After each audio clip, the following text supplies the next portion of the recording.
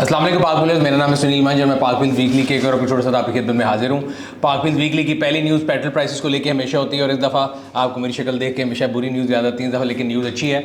और पेट्रोल और डीजल दोनों की प्राइसेस में विद इफेक्ट ऑन 1 मई जो है वो डिक्रीज़ किया गया है। पेट्रोल की प्राइस ₹5.45 जबकि डीजल की प्राइस में ₹8.42 का डिक्रीज़ है। अनएक्सपेक्टेड डिक्रीज़ था और कई लोगों में देख रहा था कि पोस्ट के नीचे लिख रहे थे कि जी 15 बढ़ा के 5 कम कर दिया, 8 कम कर दिया।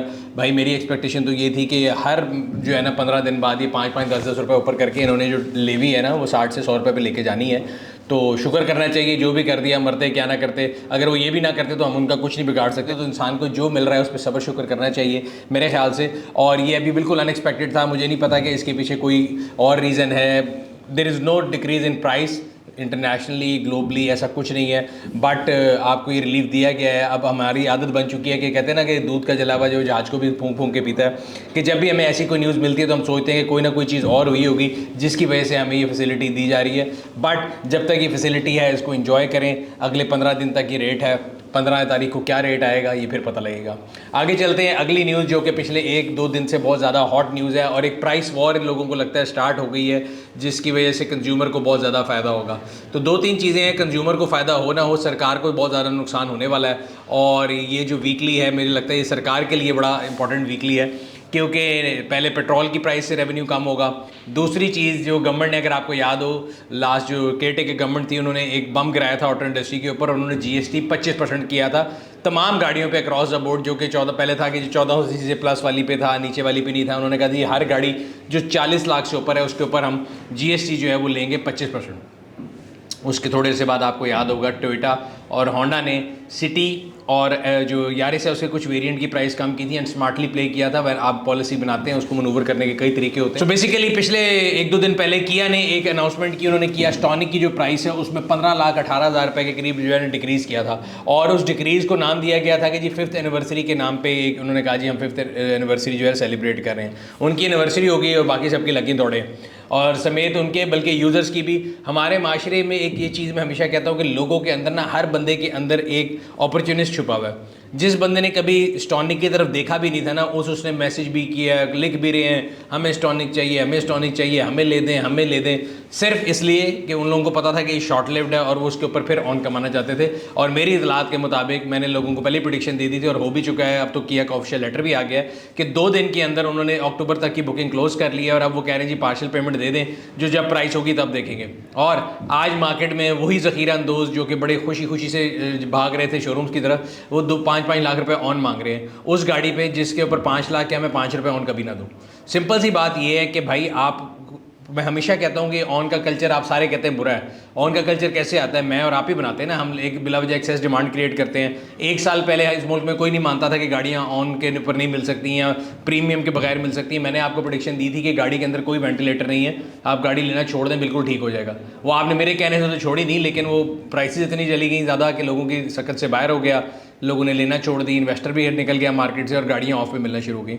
तो ये जो लकी मोटर ने किया, लोगों ने मेरे से पूछा जी फेयर प्रैक्टिस है, अनफेयर प्रैक्टिस है, तो अगर इसको भी थोड़ा सा डायसेक्ट करें। मैं कल पढ़ा था, अली खिजर साहब हमारे दोस्त हैं, बिजनेस रिकॉर्डर में लिखते हैं, उनसे मेरी गपशप भी चलती हो रही थी कि उनको लग रहा है कि प्राइस, उन्होंने ये लिखा था कि प्राइस वॉर हुई और उसका जो उन्होंने बड़ा डायसेक्ट किया वो बड़ी अच्छी चीज़ थी कि असल में प्राइस वॉर का पता नहीं, लेकिन गवर्नमेंट के साथ जो टैक्स के साथ हो रहा है ना, उसकी वजह से ही शायद प्राइस वॉर ट्रिगर हुई है। मैं इसको दूसरे तरीके से देता हूँ, मैं देता हूँ प्राइस वॉर तो शायद ट्रिगर हुई कि नहीं हुई, लेकिन गवर्नमेंट के साथ ज़्यादा ना वो बहुत ज़्यादा जो है ना हैंड हो गया इस सेंस में कि स्टॉनिक की भी जो आप 15 लाख प्राइस डिक्रीज देख रहे हैं उसमें से 9 लाख के करीब प्राइस है, बाकी 6 लाख टैक्स है।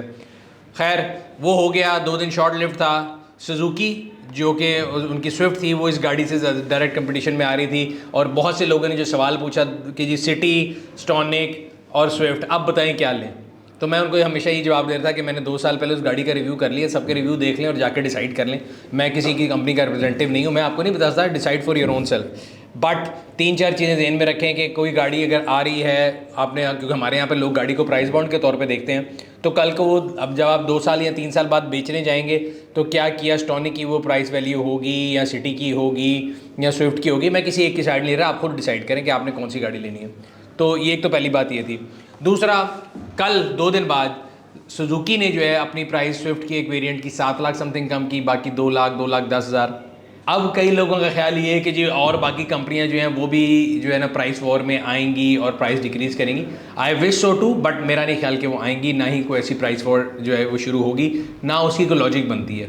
ये स्टॉनिक से जो स्टार्ट हुआ, स्टॉनिक एक ऐसी गाड़ी थी जो कि बड़े अरसे से नहीं बिक रही थी, कंपनी ने अपना स्टॉक क्लियर करना था, जहाँ तक मुझे लगता है, शायद मेरी बात किसी को बुरी लगे लेकिन मुझे लगता है कि उन्होंने अपना स्टॉक क्लियर करना था, सक्सेसफुली किया। बल्कि इस मूव से उनको 3 फ़ायदे हुए। एक, people started talking about Stonic which was a dead horse.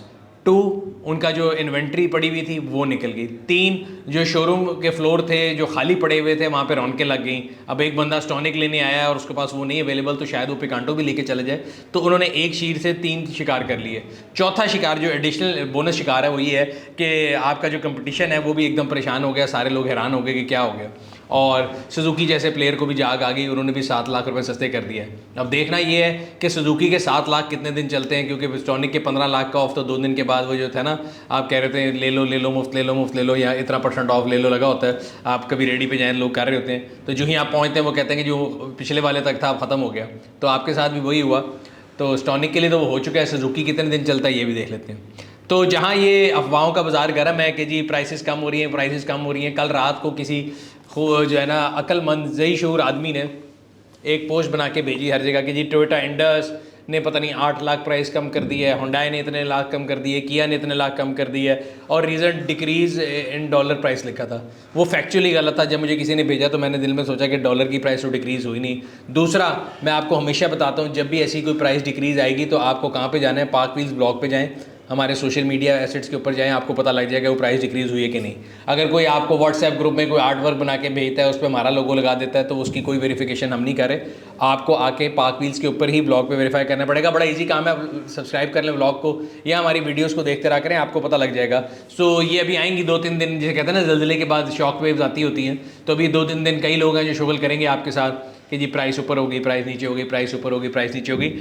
At the end मुझे लगता है कंज्यूमर का फ़ायदा है, बट वो फ़ायदा किस तरह का फ़ायदा है। अगर तो वो कंपनी असल में उस प्राइस को सस्टेन भी कर सकती है और कहती है हाँ भाई यही प्राइस आइंदा के लिए, तो अब तो फ़ायदा है। अगर वो सिर्फ आपको एक टीका लगाया कि आप भागे भागे 2 दिन के लिए आएँ और अब लोग पे ऑर्डर बना के ले के रुलते फिर रहे हैं और उस पर ऑन मांगा जा रहा है, तो क्या आप लोग बेवकूफ़ हैं? आप लोग भेड़ बकरियाँ बना के अगले चराई जा रहे हैं, डंडे से आप चढ़ी जा रहे हैं। कोई मेरे ख्याल से लोगों के अंदर इतनी वो नहीं होती कि आप थोड़ा रीड बिटवीन लाइंस करेंगे वो कर क्या रहे हैं आपके साथ, या आपके साथ कोई भी क्या कर रहा है। अगर मुझे किसी कंपनी से कोई इतराज़ नहीं है, अच्छी बात है, किया भी नीचे करे, मैं कहता हूँ स्पोर्टेज भी करे, 200 भी करे, सारे वेरिएंट्स को करे ना, स्टॉनिक को खाली क्यों करना है। इसी तरह टोयोटा भी अपने सारे वेरिएंट्स को करे, होंडा भी करे, सुजुकी भी करे। मैं तो आप लोगों की आवाज़ हूँ भाई, मैं आवाम की आवाज़ हूँ, मैं उठाता रहूँगा।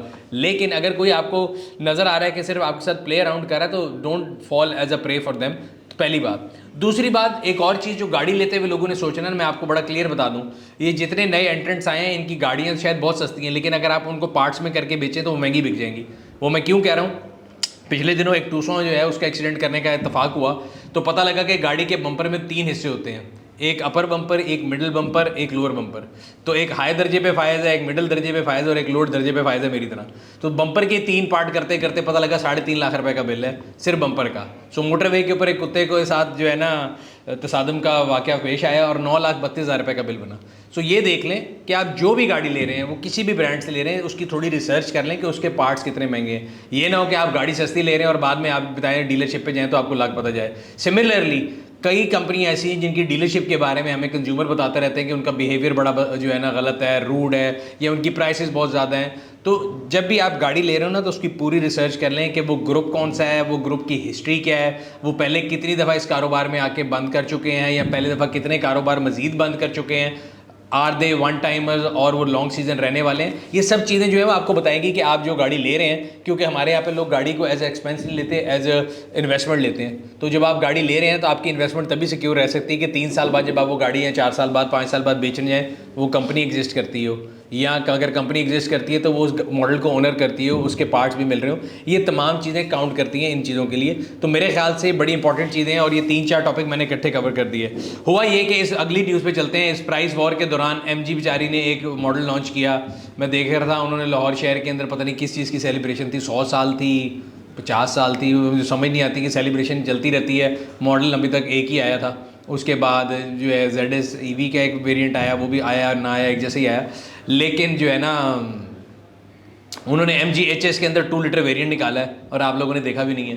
आपको देखना चाहिए, और अगर अब तक आपने नहीं देखा तो जाके नीचे लिखे हुए लिंक पे क्लिक करें, आपको उसके स्पेक्स, फीचर, प्राइस सब मिल जाएंगे, और किस तरह बुकिंग करानी है, क्या करना है, तमाम नेसेसरी डिटेल्स आपको मिल जाएंगी। इसके अलावा ये पिछले दिनों में ये वाक़या हुआ तो मुझे पता लगा कि एक गाड़ी आई थी सेरेस 3, जो कि हमने उसका रिव्यू भी किया था, मुझे याद है। और जब उस टाइम पे CBU था, फिर कहा गया था कि CKD आएगी तो 93 लाख रुपीज़ में आएगी।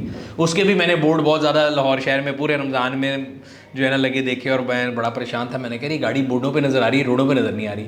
और वो 93 लाख में लॉन्च हुई थी, और उसकी प्राइस भी साइलेंटली मेरा ख्याल है 83 होगी। कल मैंने जब रिसर्च करा था तो पता लगा। So yes, prices are decreasing.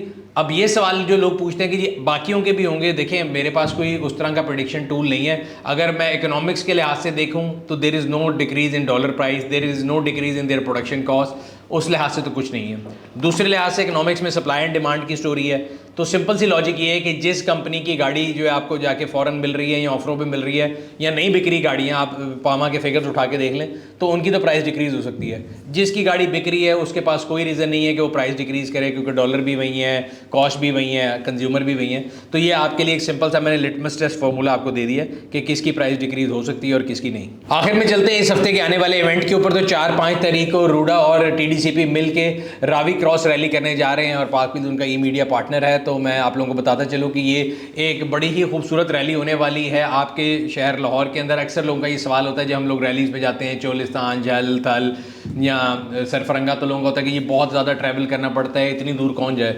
तो वो उन तमाम लोगों के लिए जिनको चाहिए था कि जी हार्ट ऑफ सिटी के अंदर एक रैली हो, तो ये रैली जो है लाहौर शहर के अंदर होने जा रही है। और जो है ना ये बिल्कुल रिवर रावी के बेड के ऊपर है, 30 से 32 किलोमीटर का ट्रैक है। और जो मेरी इन्फॉर्मेशन है उसके मुताबिक पूरे पाकिस्तान से रैली ड्राइवर आ रहे हैं।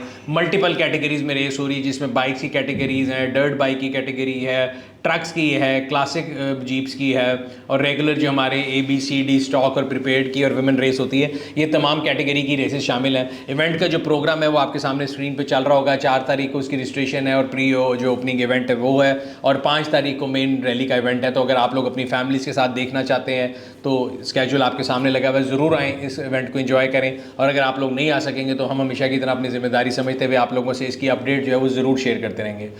आखिर में पब्लिक सर्विस मैसेज की तरफ चलते हैं। गाड़ियों की मैं हमेशा आपको बताता हूं कि जब सीज़न चेंज हो रहा होता है 2-3 चीज़ें ज़रूर चेक कर लें। अपनी गाड़ी के रेडिएटर की सर्विस करा लें, गर्मी आ रही है, अपने AC की सर्विस करा लें। ना सिर्फ खाली AC के कंडेंसर और जो है आप रेडिएटर को साफ़ करें, बल्कि कूलिंग कॉइल तक की सफाई करा लें, बिकॉज वो अक्सर गाड़ियों के अंदर जो है ना आपको लीक मिलेगा। और जितने AC वाले हैं एक से लेकर आखिर तक तमाम आपको पहले एक छोटा टीका लगाएंगे, पहले आपको गैस भरने का बिल देंगे, फिर आपको कहेंगे जी इसका एक्सपेंशन वॉल्व लीक है, फिर आपसे उसके पैसे लगवाएंगे, और फिर करते करते करते करते आप पूरा जो है ना सिस्टम उसको रेनोवेट करते करते अच्छे खासे पैसे लगा लेंगे। तो कोशिश ये करें कि इसको खुद भी सीखने की कोशिश करें, और अपनी गाड़ी का AC फिल्टर टाइम पे चेंज करें, गाड़ी के कूलिंग सिस्टम को सही रखें। इन तमाम चीज़ों से आपकी जो फ्यूल एवरेज है वो भी इम्पैक्ट होती है। और कोशिश करें कि जो वैसे हमने थोड़े बहुत रख रहने दिए हैं, जब गाड़ी को पार्क करें तो सायेदार जगह पे करें, ताकि आप जब दोबारा गाड़ी को स्टार्ट करें तो AC की जो परफॉर्मेंस है, ये गाड़ी के ऊपर जो लोड है वो कम पड़ेगा। इन रिटर्न होगा ये कि आपका AC जल्दी ठंडा करेगा, आपको AC कम चलाना पड़ेगा या कम स्पीड पे चलाना पड़ेगा, तो आपका फ्यूल बचेगा। ये था आज का वीकली। उम्मीद करते हैं आपको पसंद आया होगा। अगर अभी तक आप लोगों ने हमारे YouTube चैनल को सब्सक्राइब नहीं किया हुआ, सब्सक्राइब कर लें, बेल आइकॉन पे क्लिक कर लें, कमेंट सेक्शन में अपनी राय से ज़रूर आगाह करते रहा करें। हम लोग कोशिश करते हैं कि आप लोगों की फीडबैक को लेकर अपनी वीडियोज़ को पहले से बेहतर बनाएं। आपसे अगले हफ्ते फिर मुलाकात होगी, तब तक अपना और अपने गिरदोनवा का ख्याल रखिएगा। शुक्रिया।